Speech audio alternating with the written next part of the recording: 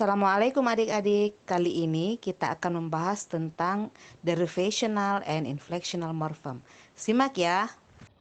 Oke adik-adik, kalau pada slide sebelumnya kita fokus pada free morphem, maka pada slide ini kita akan membahas salah satu bound morphem yang kita sebut sebagai afiksis. Afiksis itu telah dibahas pada materi atau video sebelumnya yang memiliki makna imbuhan. Oke. Afiksis ini kemudian terbagi dua, yakni derivation and inflection. Derivational morphem adalah morphem yang membentuk kata baru, sedangkan inflectional morphem adalah morphem yang hanya mengubah bentuk dan memberikan variasi pada kata yang dilekatinya. Oke. Kemudian adik-adik, derivation itu terbagi ke dalam dua, yakni prefix yang memiliki makna sebagai awalan kata dan suffix sebagai akhiran kata. Sementara pada inflectional dia hanya memberikan perubahan pada akhiran kata. Nah, berikut contohnya. Oke adik-adik, contohnya misalnya slow ya, kemudian ditambahkan akhiran ly, maka dia berubah menjadi slowly. Dia berubah kelas kata dan juga berubah makna. Care yang peduli, kemudian careless tidak peduli. Nah, dari kata sifat kemudian menjadi kata benda. Oke. Kemudian adik-adik untuk inflectional kita bisa lihat di sini contohnya yang diberikan adalah talk.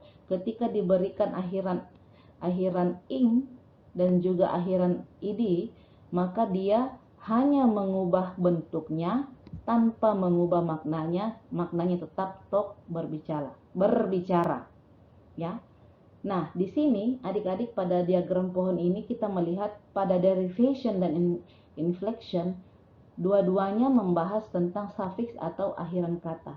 Apa sih bedanya antara suffixes yang ada pada derivation dan inflection? Perbedaannya sangat sederhana, yakni pada suffix yang ada di derivation, dia mengalami perubahan kelas kata dan juga mengalami perubahan makna. Sedangkan pada suffix yang ada pada inflection atau inflectional morphem, dia hanya mengalami perubahan bentuk tanpa mengubah makna. Ya, seperti itu adik-adik.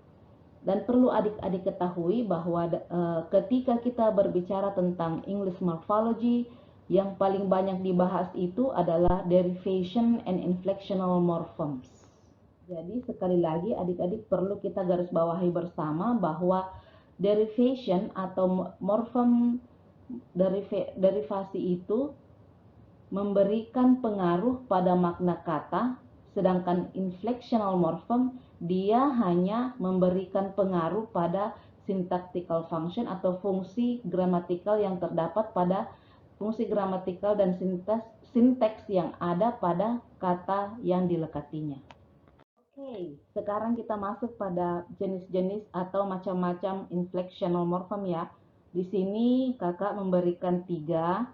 Yang pertama itu leksim, yang kedua lemma, yang ketiga ending.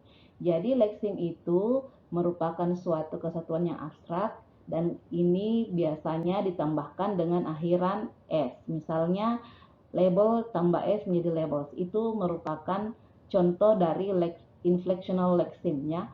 Untuk lemma dia merupakan bentuk yang dipilih secara umum. Misalnya di sini kata take, takes, taken, have the same lemma take.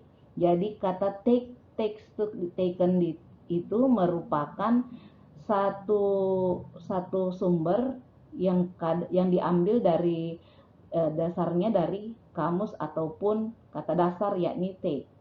Yang ketiga adalah ending atau ujung atau akhiran dari suatu morphem inflectional suffix, misalnya take. Di sini salah satu jenis inflectional tadi ini banyak dibahas dalam terutama pada inflectional suffix, misalnya take tadi hanya ditambahkan dengan ing, dia mengalami hanya pada perubahan bentuk tanpa mengubah maknanya.